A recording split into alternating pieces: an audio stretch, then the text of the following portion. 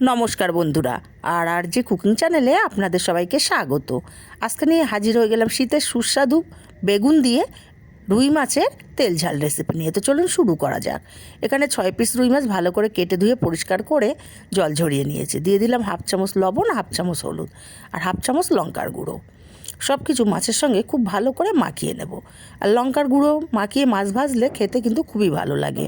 হাত দিয়ে একটু ঘষে ঘষে লবণ, হলুদ, লঙ্কার গুঁড়োটা মাখিয়ে নিতে হবে। খুব ভালো করে মাখিয়ে এইভাবে আমি 10 মিনিট রেখে দেবো, যাতে করে মশলাগুলো মাছের ভেতরে ভালো মতো ঢুকতে পারে। এবার একটা কড়াই গরম করে পরিমাণ মতো তেল দিয়ে দিলাম। তেলটা গরম হলে অল্প একটু লবণ দিয়ে তেলটাকে কড়ার গায়ে ছড়িয়ে দিলাম। এক এক করে আমি সব মাছগুলো তেলের ওপরে দিয়ে দেব। তেলটা খুব ভালো করে গরম করে নিলে মাছগুলো একটাও কড়ার গায়ে লেগে যায় না। সব মাছগুলো একইভাবে দিয়ে মাছগুলো ভাজা হতে থাক, ততক্ষণে আমি মশলা করে নেব। তো চলুন মশলাটা রেডি করে নিই। এখানে মিক্সচার জারের মধ্যে 2টো মিডিয়াম সাইজের পেঁয়াজ দিয়ে দিলাম, আর 6-7 কোয়া রসুন দিলাম, হাফ ইঞ্চি আদা, আর দেবো একটা টমেটো। মিহি করে পেস্ট রেডি করে নেব। মশলার পেস্টটা রেডি হয়ে গেছে, এক সাইডে রেখে দেবো। দিয়ে আর একটা মশলা করে নেব। একটা বাটিতে 1 চামচ লঙ্কার গুঁড়ো দিলাম, হাফ চামচ ধনে গুঁড়ো, হাফ চামচ জিরে গুঁড়ো আর হাফ চামচ হলুদ, হাফ চামচ দেবো কাশ্মীরি লঙ্কার গুঁড়ো। অল্প জল দিয়ে মশলাটা ভালো করে গুলে নেব।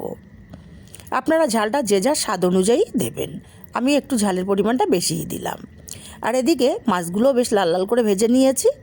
মাছগুলোকে উঠিয়ে নেব। আর লঙ্কার গুঁড়ো মাখিয়ে মাছ ভাজলে কিন্তু মাছ ভাজার কালারটাও দারুণ আসে।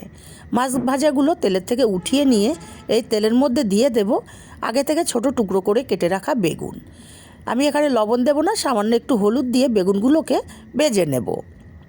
লবণ দিলে বেগুনগুলো তাড়াতাড়ি গলে যাবে, যেহেতু ছোটো করে কাটা।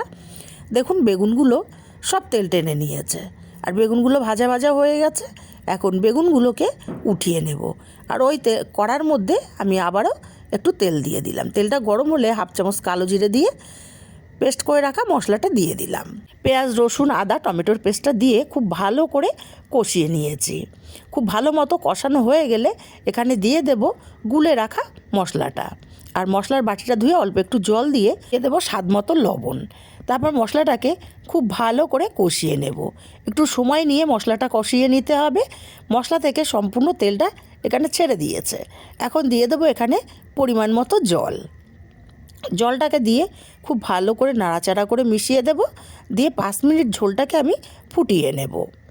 5 মিনিট ঝোলটা ফুটিয়ে নেওয়ার পরে ভেজে রাখা মাছগুলো এক এক করে দিয়ে দিলাম। তারপর 5 মিনিট আমি ঝোলটাকে ফুটিয়ে নেব। 5 মিনিট মাছগুলোকে দিয়ে ঝোলটা ফুটিয়ে নেওয়াতে মাছগুলো সুন্দর মতো সেদ্ধ হয়ে গেছে, আর মাছের মধ্যে মশলাপাতি সব কিছু খুব ভালো মতো ঢুকে গেছে।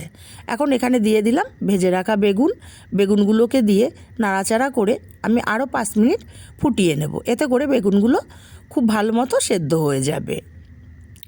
দেখুন আমি আরও 5 মিনিট ফুটিয়ে নিয়েছি, আর আমি ঝোলটা একটু এরকম রাখবো, এর চেয়ে বেশি ঘন করব না।